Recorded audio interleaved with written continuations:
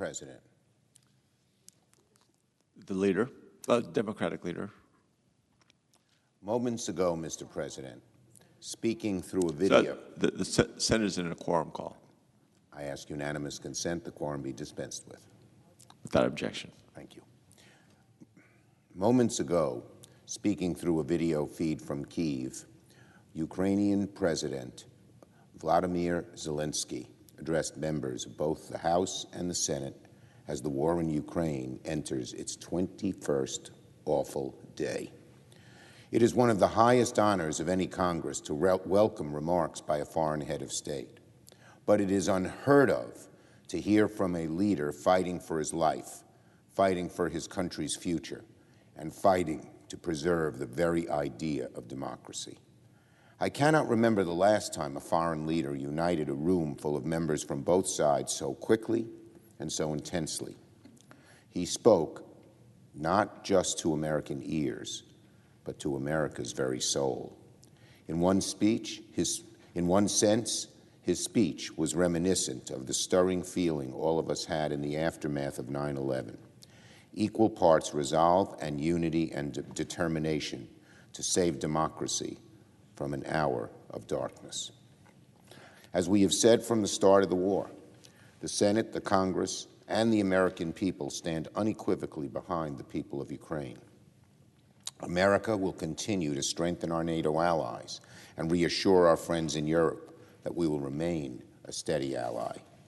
It's why last week Congress approved nearly $14 billion for food, shelter, money for javelins and stingers and anti-aircraft weapons, and refugee help. Every last penny that the U.S. sends to Ukraine is money well spent. This morning, it's reported that President Biden will also announce another $800 million in military assistance. This means even more anti-tank, anti-aircraft missiles and other weapons that have been the most effective on the battlefield for the Ukrainians. And last night, the Senate also unanimously passed legislation supporting investigations by the International Criminal Court into potential war crimes by Putin and his regime. I thank Senator Graham and the many, many others who backed this bill. The Senate also confirmed the Ambassador at Large for Global Criminal Justice, our lead advocate in making sure this investigation is robust and it is swift. These steps are all necessary. Over the last 2 weeks, we have seen Putin attack the largest nuclear plant in Europe, attack the Chernobyl containment site, attack a children's hospital, and attack designated humanitarian convoys. Putin, so far, is not winning militarily, so now this evil man is trying to win by massacring civilians, massacring babies, parents, the elderly, and targeting apartments, just as he did in Syria, just as he did in Chechnya. If this doesn't equal a war crime, I don't know what does. If it wasn't clear before, it should be clear now that President Putin and his band of cronies are not going to stop. But in his monomaniacal hubris, Putin has severely underestimated the Ukrainian people. Every time an innocent Ukrainian is killed, the resolve of the people grows stronger, and we stand with them. I join my colleagues in one voice to say this: Slava Ukraini, glory to Ukraine. And, Mr. President, just seeing the video that the President showed us is heartbreaking and strengthens our resolve. Putin, by being such a villain, being such a brutal, evil man, is not going to deter the Ukrainians for sure, and not the American people from helping Ukraine. It strengthens our resolve when we see how vicious, how brutal he is. Now, another issue. This morning, I want to highlight 2 steps Senate Democrats are taking to maintain our laser focus on lowering costs for American families. First, today, the Senate Finance Committee is holding a hearing examining one of the most vexing issues facing Americans everywhere: the alarming rise in prescription drug costs.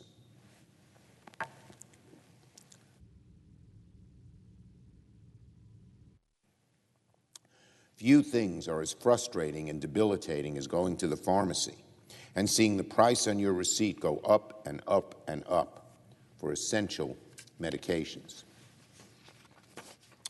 For families struggling to make ends meet, drug costs present a harrowing Sophie's choice. Do I buy groceries and diapers and take care of my kids, or do I pay for my medications? It is a decision no American should make, but millions have to make it every day. Insulin is a particularly flummoxing example. According to some sources, a 40-day supply can now climb north of $600 a month. For millions of Americans who rely on insulin to manage their diabetes, this is a crisis that should compel the Senate to act. I expect that we will consider next steps soon on proposals already presented to my colleagues. And besides rising prescription drug costs, Senate Democrats are zeroing in on the alarming state of energy prices.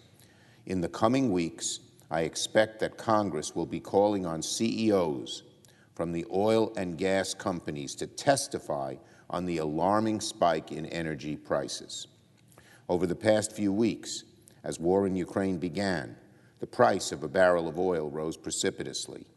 That immediately translated to oil and gas companies raising the price for Americans at the pump. But something is happening that Americans shouldn't overlook. Over the past few days, oil prices have actually been decreasing, but the price of gas at the pump has not. Some of the economists call this stickiness. When the costs go up, the price to the consumer goes up. When the costs go down, the price to the consumer stays high. Stickiness does not come close to describing the outrage that Americans feel about this. The last time that the price of oil, a barrel of oil, was at $96, gas was $3.62 a gallon. Oil prices have now come down to $96 again, and yet the price of gas continues to rise. It's now at $4.31.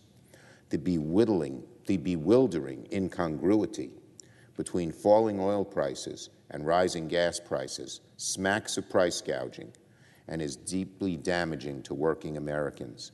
The Senate is going to get answers, and that's why we will be calling on the CEOs of major oil companies to come testify before the Congress. Meanwhile, as Americans pay more at the pump, the biggest oil companies in America are making a killing. 25 of the top oil and gas companies reported a combined $205 billion in profit. That's an astounding figure, blowing pre-pandemic figures out of the water. But instead of lowering gas prices, oil companies are using these soaring profits to reward their shareholders through stock buybacks.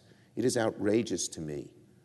Stock buybacks, they benefit the CEOs because they can sell the shareholders. See, the price went up. But it's not because they sold more product, became more efficient, hired more workers, used productivity. It's simply decreasing the number of shares so the price goes up. That, to me, is so wrong. It's one of the disturbing signs of American capitalism. These disturbing trends demand answers, and the CEOs of large oil and gas companies should be advised they'll have to provide answers before the Senate very soon. Why stock buybacks instead of lowering prices or increasing productivity or moving to green energy, which we know we all have to do? And finally, in conclusion, another issue on prices. The Senate will also take action on the bottlenecks and supply chains crippling our shipping lines. Senator Cantwell and the Commerce Committee will be holding a markup on March 22nd on bipartisan legislation introduced by Senators Klobuchar and Thune that will target this issue, one of the many, many ways that Democrats are continuing our focus on lowering costs for American families. So these are some concrete steps we're taking. You're going to hear about many more as Democrats focus keenly, laser-like, on the higher costs for the American people, which we know must come down. I yield the floor. I note the absence of a quorum.